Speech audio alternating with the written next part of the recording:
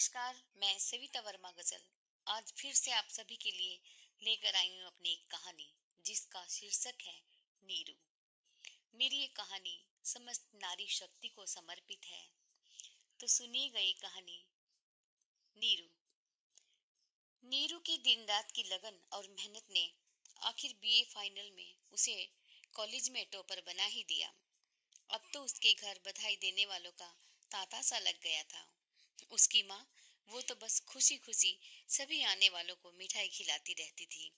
आखिर बेटी ने टॉप जो किया था, परिवार और कॉलेज का नाम रोशन कर दिया नीरू ने। उस दिन नीरू अपनी माँ के पास बैठी बात कर रही थी। मेरी प्यारी माँ, सब आप ही के आशीर्वाद व मेहनत का फल है जो आज आपकी इस बेटी ने टॉप किया। अब आप आराम करेंगी और मैं आज खाना बनाऊंगी और आपको खिलाऊंगी। कितने दिन से मेहमानों व आने जाने वालों को मिठाई खिला खिला कर थक गई होंगी आप, कहकर नीरू हंसकर रसोई की तरफ चल दी कि तभी डोरबेल बज उठी। ओह, अब कौन है? उसकी माँ ने कहा। आप बैठे रहो, मैं देखती हूँ माँ, कहकर नीरू ने दरवाजा खोलकर देखा तो एक अनजान व्यक्ति को देखकर वो थोड़ा घबरा सा गई। जी जी, आप कौन? हड़बड़ाहट में इतना ही कह पाई। बेटा, तुम्हारी माँ घर पर है। तब तक नीरू कुछ बोलती कि उसकी माँ खुद बाहर आ गई और उन्हें देखते ही खुश होते हुए बोल उठी, अरे रजत जी आप, आइए ना, अंदर आइए। नीरू की तरफ देखते हुए उसकी माँ ने उसे बताया, ये तुम्हारी बुआ के नंदोई हैं बेटा। और फिर रजत उसकी तरफ देखते हुए कहा, ये हमारी बेटी नीरू। जी भाभी जी, बहुत बहुत बधाई आपको व प्यारी बिटिया नीरू को। मैं कल ही वाराणसी से यहाँ आया हूँ तो मुझे पता चला कि नीरू बिटिया ने इस बार कॉलेज टॉप किया है, तो सोचा कि उन्हें बधाई भी दे आऊं और आपसे कुछ बातचीत भी हो जाएगी, मिलना भी हो जाएगा।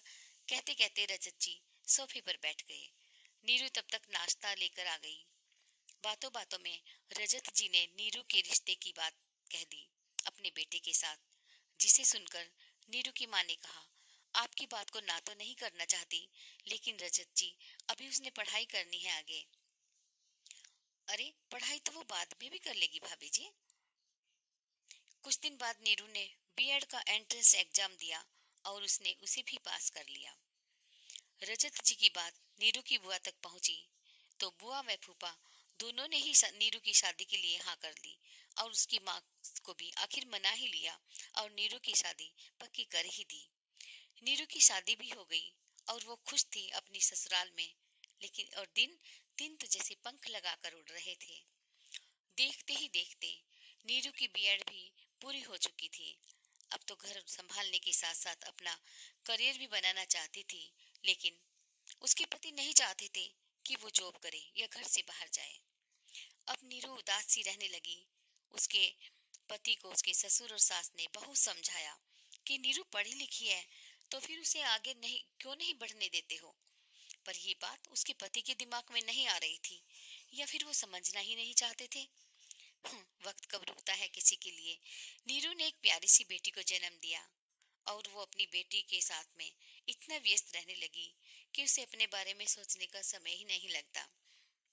अब उसकी नन्ही परी पूरे 5 साल की हो गई थी और स्कूल में आज उसका पहला दिन था। नीरू के पति उसे स्कूल में छोड़कर आए। वहाँ स्कूल की प्रिंसिपल ने नीरू के पति से नीरू के बारे में बात की। उनके स्कूल में गणित के टीचर की आवश्यकता थी और नीरू का मैथ बहुत ही अच्छा था। बच्ची के स्कूल की प्रिंसिपल से ये बात सुनकर नीरू के पति को आश्चर्य हुआ और उन्होंने प्रिंसिपल से पूछा, जी आप बिल्कुल सही कह रही हैं, लेकिन लेकिन आपको ये सब कैसे और किसने बताया? हमारे स्कूल के फॉर्म पर आपका और नीरू का फोटो देखकर मैंने नीरू को पहचाना और मैं नीरू के ही कॉलेज की असिस्टेंट प्रोफेसर रह चुकी हूँ, लेकिन शादी के बाद वहाँ से रिजाइन करके मैं यहाँ पर हूँ और आप प्लीज कल नीरू को उसके डॉक्यूमेंट्स के साथ यहाँ भेज दीजिए।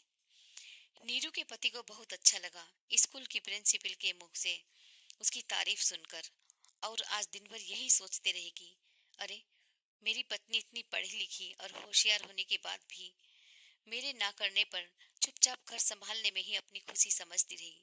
नहीं नहीं, अब मैं नीरू के साथ यह अन्याय नहीं करूंगा। शाम को ही जाकर उसने सब बातें नीरू को बताई, जिसे सुनकर नीरू की आंखें मारे खुशी के छलक आई और वो मन ही मन सोचने लगी कि सच ही कहा है किसने, सब्र का फल हमेशा मीठा ही होता है। तो मित्रों, ये थी मेरी कहानी नीरू। आप सबको कैसी लगी? कृपया कमेंट बॉक्स में अपने कमेंट करके अवश्य बतलाइए।